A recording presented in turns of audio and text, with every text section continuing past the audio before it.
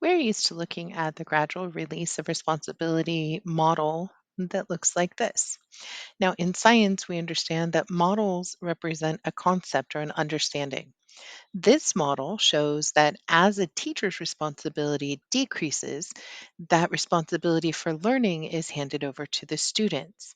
So, one of the things I want you to think about in science when we're looking at this model and we're talking about inquiry is I want you to think about the student's responsibility throughout the lesson. And that's why I've taken that blue triangle and replicated it and flipped it upside down.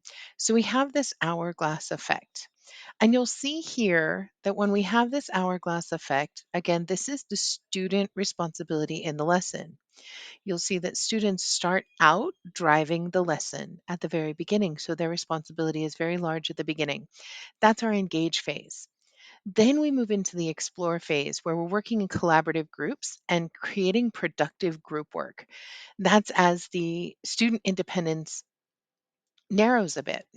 And then we come into this center point, and you'll see all the roads lead to the teacher at this point. This is where our guided instruction happens. Our focus lesson can really start to take shape here because we're going to really get in at this point in time and we're going to define the specific science concepts that is focusing the students' thinking in. So, that top part you can think of as experiential learning. And then we get into this focused learning where we're bringing those concepts together to one idea. And that's our explain phase. That's really where we bring all of the ideas together. And yes, it's teacher directed, but you'll see we don't end the lesson there. And that's why elaborate and evaluate are so important in an instructional inquiry approach.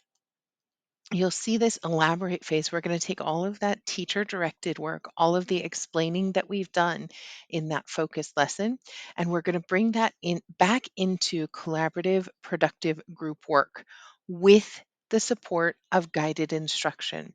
So we're going to take everything that we've learned up here and we're going to apply it to a new scenario. And that's where elaborate takes place. So we're going to take our learning and apply it to a new scenario or phenomenon. And then we're going to go into that evaluate phase. You'll see again, this evaluate phase is independent learning. This is where we want the students to evaluate their learning, and the teacher is going to evaluate the lesson as a whole. So, this evaluation is a two-part process with teacher and student both working on evaluating.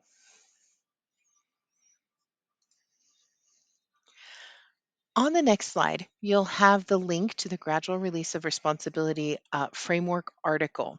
This article was written and it shows a really good example of how one teacher uses these phases and incorporates independent learning, collaborative, productive group work, teacher directed work with a focus lesson and the guided instruction.